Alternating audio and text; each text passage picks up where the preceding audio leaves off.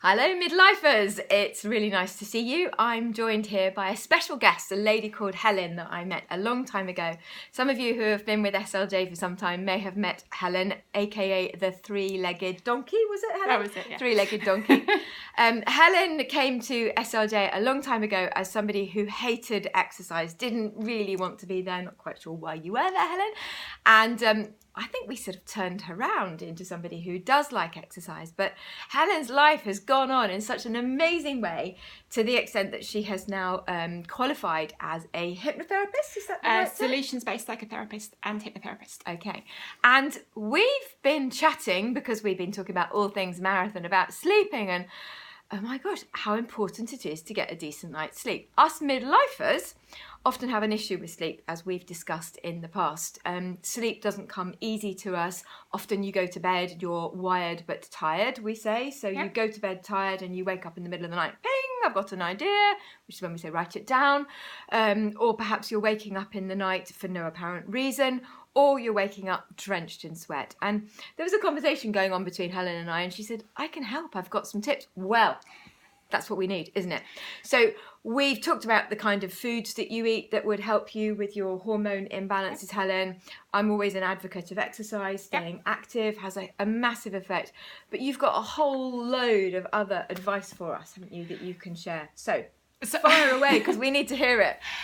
Well, as a psychotherapist, a solutions-based psychotherapist, you tend to look at people's situations and what's different for them. So everyone has a different experience. Sure.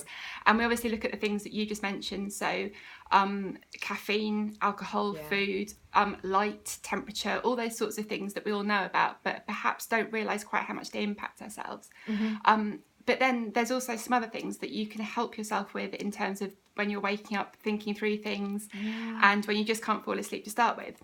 And one of the really, really easy ones, which I teach all of my clients, whether it's sleep or anything else that they come to me for, is 7-11 breathing. Right, okay. And if you think about when you're panicked or when you're nervous about something, you tend to breathe in more than you breathe out. So you go, yeah. And that sets up your fight or flight reaction. So your heart rate goes up, your blood pressure goes up, all the cortisol starts running around your body, and it makes you very panicky. And it just keeps on going around in a cycle. Now you can trick your body and reverse that. So if you simply breathe out for longer than you breathe in for, everything changes round. So it reduces your heart rate, it reduces your blood pressure, and it stops you from feeling stressed and helps you feel very relaxed. So if I show you? Yeah, sure, right. Great. So the easiest thing... I'm about to be relaxed and chilled. You won't see that very often. So what you do is if you put your hands just below your tummy button. Okay, tummy button. You can't see, but I've got my hands below my tummy button. So you're making sure that you're breathing more from your tummy than you are from your chest. Diaphragmatic type breathing. Yeah. So you want to make sure that your hand's moving.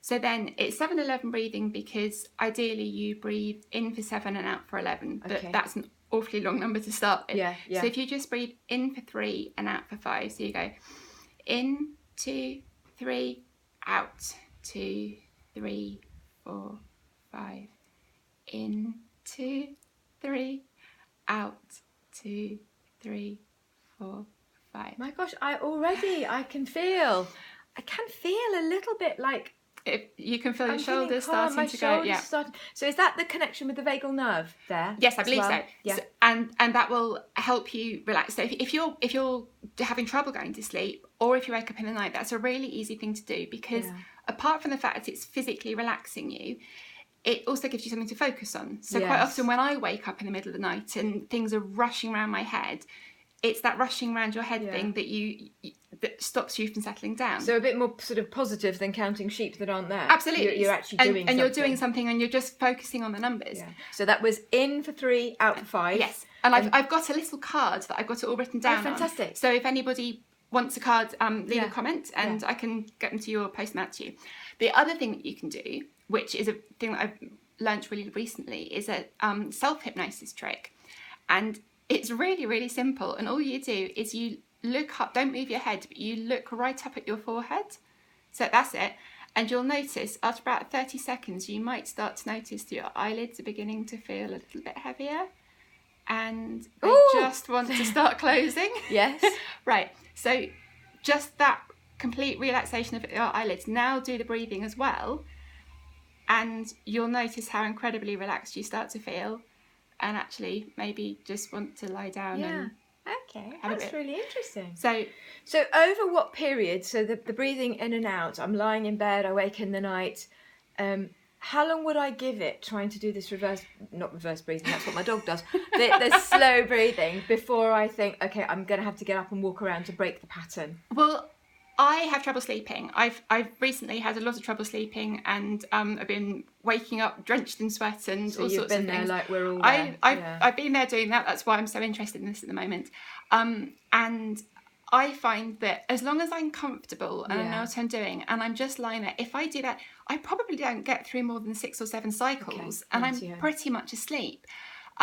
If you're lying there for more than 10 minutes or so, there's something called a paradoxical task. If you've been putting off cleaning the kitchen floor, for example, get up and clean the kitchen floor, because you might find that you're actually more interested in trying to go to sleep than the kitchen floor. Yeah. But yeah, absolutely get up. If your mind's buzzing, like you said, get up and write it down. Become a professional warrior. Have a notebook where you write things down so they're out. And don't worry about it too much. It actually doesn't matter if you don't have a full night's sleep every night. Mm-hmm. Just enjoy your time to relax. But with the breathing, you don't have to just do it when you can't sleep. 10 minutes a day will help you generally feel more relaxed and less anxious and more likely to sleep anyway. You could do it on the train on the way home after a difficult day. I do it on the train on the way into work. Yeah. So it starts my day off in a relaxed way. Yeah. And it definitely makes a difference to me. And 10 minutes a day really does make a difference. Mm. So girls, I'm going to finish this little interview off by saying something I noticed yesterday. I was out in the garden with my dog Elma. Some of you have seen her. And her nose is constantly twitching. She's sniffing. It's foxes at the moment. She's sniffing. And I thought, that's what our brains are doing all the time. We're constantly being bombarded with information. Time. Should I be there? Is there a notification? Have I got an email? Where am I supposed to be? Yeah. And people say to me, oh, I am quite relaxed. We're not relaxed. No. Our world is not relaxed. So just having something really simple we can do just to stop the sort of cerebral equivalent of the Alma nose twitching. Absolutely. It's a really useful tool, isn't it, Helen? Definitely. So if people wanted to know a little bit more about what you do, or perhaps if we wanted to have a midlife group session, is that something that you would do for us? Yes, I'm actually starting my first group sleep session next week in Sevenoaks. Right. And then I'm going to be running that on an ongoing basis, and I'm very happy to do a session with you if you want to. There's another tool that I can teach people one-to-one, which is a much more in-depth self-hypnosis thing, which is a brilliant tool, which I'd be very happy to share. Well, I think that'd be a really interesting thing. And if you're interested in finding out a little bit more about this, perhaps doing a workshop so you can take away some tools that you could use like there and then, presumably. Absolutely, yes. Let's be honest, none of this is going to take away the hot sweats, because that's a chemical reaction or hormone reaction. So we're not saying, breathe in for 5 and breathe out for 7 and your hot sweats are going to go. Sadly not. But what we are saying is it's a tool to help us sleep better, aren't we? Yes, and just by generally relaxing, that can make a change as well. Being that cool, chilled person. Yeah. And let's be honest, you're not cool and chilled and I'm not cool and chilled, and if it works for us. Absolutely.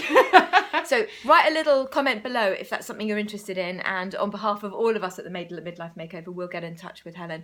Thank you so much for coming out to see us. It's been really good, really interesting, and I hope you've got something from it too. Absolutely. Bye.